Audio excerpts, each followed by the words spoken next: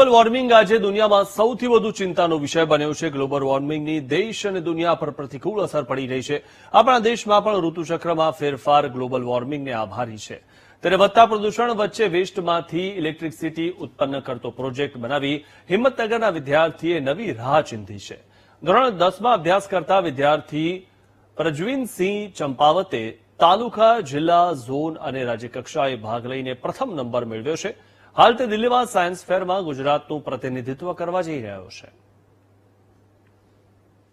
Idea આવ્યો કે આવી રીતે આપણે પ્રદૂષણ વધી રહ્યું છે અને પ્લાસ્ટિક યુઝેસ પણ વધી રહ્યો છે, તેથી આપણે આ પ્રોજેક્ટ બનાવીએ, જેથી મેં આ ઇલેક્ટ્રિસિટી ફ્રોમ વેસ્ટ પ્રોજેક્ટ બનાવ્યો। આ પ્રોજેક્ટનો મુખ્ય હેતુ એ છે કે પ્રદૂષણ ઘટાડવું અને જે પ્રદૂષણના લીધે ફેલાતા રોગોનો અટકાવ કરવો। આ પ્રોજેક્ટ બનાવવા અમારા 7,000 થી 8,000 રૂપિયાનો ખર્ચો થયો છે। આ પ્રોજેક્ટ ની અંદર અમે એક જાર બોક્સ બનાવીએ છીએ। જાર બોક્સની અંદર અમે કચરો સળગાવીએ છીએ અને કચરાની આજુબાજુ જાર બોક્સની આજુબાજુ અમે હીટિંગ પેનલ લગાવ્યા છે। હીટિંગ પેનલ ઉષ્મા ઉર્જાનું વિદ્યુત ઉર્જામાં રૂપાંતર કરે છે। એ રૂપાંતરિત કરેલી ઉર્જા બેટરીમાં સેવ થાય છે અને સેવ થયેલી ઉર્જા આપણે રાતે સ્ટ્રીટ લાઇટમાં બધે વાપરી શકીએ છીએ। અને જે પ્રદૂષણ થયું એ પ્રદૂષણ પાઇપ દ્વારા વોટર ટેન્કમાં આવે છે। વોટર ટેન્કમાં અમે પંપ મૂકેલો છે।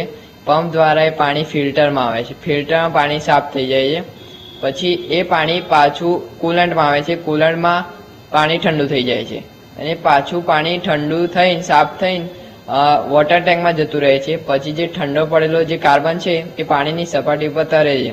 એટલે અમે રોલર મૂક્યું છે। રોલર જ્યારે ગોળ ગોળ ફરે છે ત્યારે પાણીની સપાટી પર તરતો કાર્બન રોલરની સપાટી પર આવી જાય છે, જેથી કાર્બન કલેક્ટ થાય છે અને એ કાર્બનને આપણે ખાતર બનાવવા, ટાયર બનાવવા, કાર્બનની પ્રોડક્ટ બનાવવા વાપરી શકીએ છીએ।